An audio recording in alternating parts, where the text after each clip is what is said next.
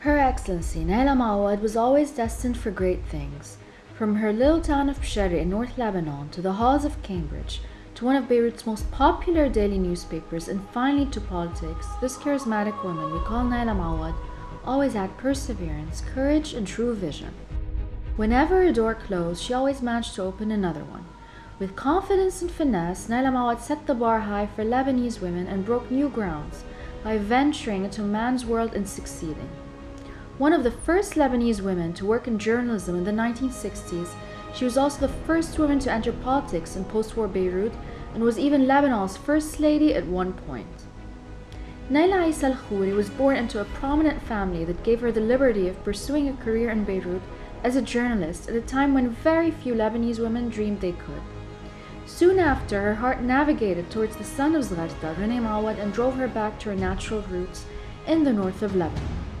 Their union gave birth to two children, Rima and Michel, for whom young Nayla would soon have to fill the shoes of both mother and father. She was René Moawad's worthy equal and shared his dreams that would one day make her the First Lady of Lebanon. But on November 22, 1989, Lebanon's Independence Day, Nayla's destiny was forever changed when Rene was assassinated only 17 days after being elected president. Under such circumstances, many would have packed up and left. Not Nayla. She was standing in a battlefield alone, a soldier replacing her fallen comrade in battle. Amidst the chaos, she decided to stay and pick up where her late husband left off. عندي قضية رني عطى حياته لقضية. أنا كان دايما فزعي إنه يدفنوا الاسم والقضية مع الجثمان، وأكيد كان في كتير محاولات لهالموضوع. She took the reins and sought to bring back democracy, freedom of speech, and social justice to her beloved Lebanon, to René's beloved Lebanon. She stood in the midst of Martyrs Square among hundreds of thousands of Lebanese, demanding justice for a better Lebanon.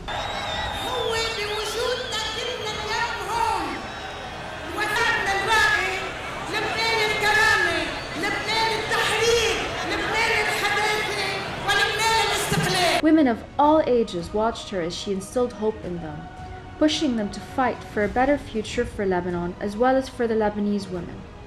Her voice would no longer be silenced, her presence no longer be questioned, and her dreams no longer be stalled. Little girls could dream of one day becoming politicians in their own right or whatever else they wanted to be. Nayla Moawad fought for independence, equality, and education for women and children in a parliament made up almost entirely of men.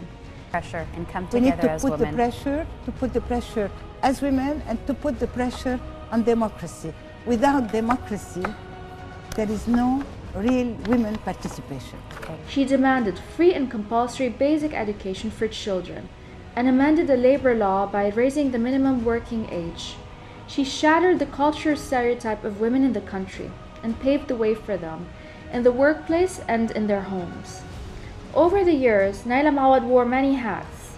She was the prominent face of the Cedar Revolution, a minister and a member of parliament. But her main goal was to be the ambassador of René Moawad's ideology, which was why, only a year after his death, she commemorated his memory by founding a little embassy she called the René Moawad Foundation. For almost 3 decades, the René Moawad Foundation has traveled far and wide to every single location in Lebanon to help those in need. Nayla Moawad has personally traveled to remote villages, talking to each villager by name. Through her work and her foundation, she gave means to the poor, a voice to the silent, and a future to those who had lost hope.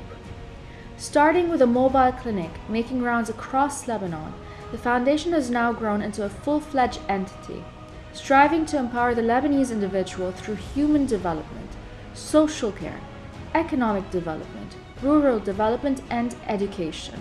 Nothing is more paramount than a human being's basic rights and dignity. Today, thanks to her relentless struggle for a free and successful Lebanon, Nayla Moawad turned a dream into reality and a source of pride.